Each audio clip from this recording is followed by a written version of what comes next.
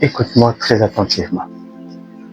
Si tu es africain, si tu fais des efforts, mais que ta situation ne change pas, ce n'est pas parce que tu es incapable, c'est parce qu'on ne t'a jamais dit la vérité. Aujourd'hui, je ne suis pas là pour te motiver. La motivation dure un jour. Je suis là pour reprogrammer ton esprit.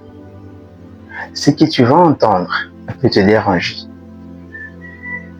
peut te mettre mal à l'aise. Mais si tu restes jusqu'à la fin, tu comprendras pourquoi beaucoup restent pauvres malgré les efforts.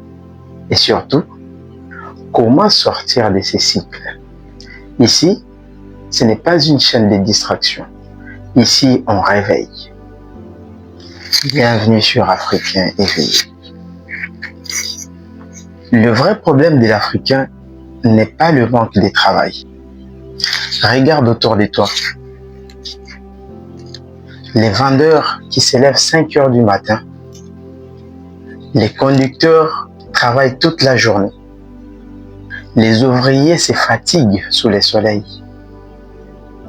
L'Afrique travaille, mais elle ne progresse pas proportionnellement. Tu sais pourquoi? Parce que travailler sans direction ne produit pas une vie. Ça ne construit pas une vie. C'est comme remplir un seau percé. Tu fais des efforts, mais tout s'échappe. Tu connais quelqu'un qui travaille depuis 10, 15 ans, 20 ans, mais qui n'a toujours pas de terrain, d'épargne, des projets clairs.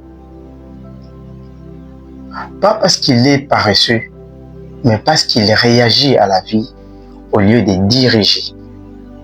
On nous a appris à chercher un emploi, pas à construire une valeur, à attendre le salaire, mais pas à créer un système.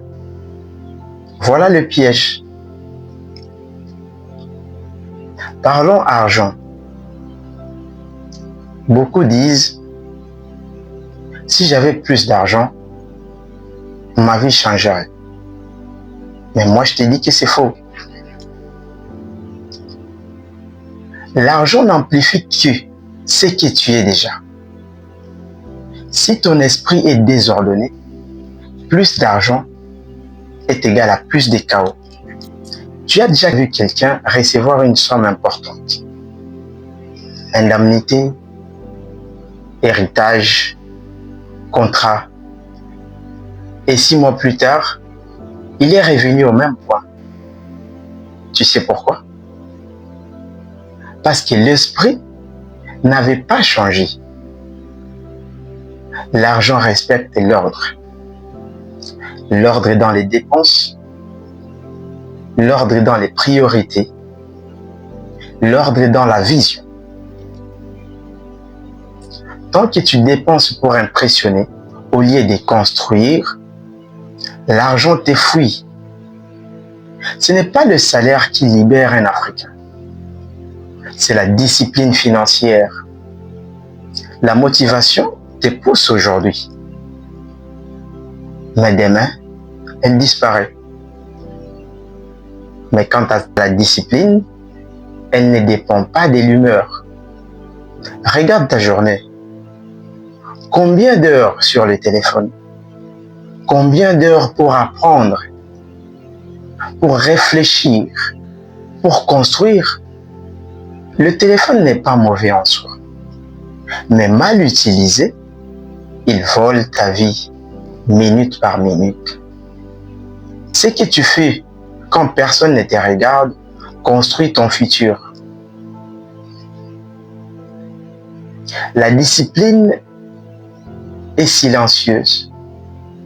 Personne n'applaudit celui qui se discipline, mais les résultats, eux, parlent toujours.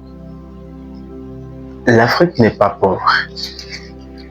Elle est désorientée mentalement.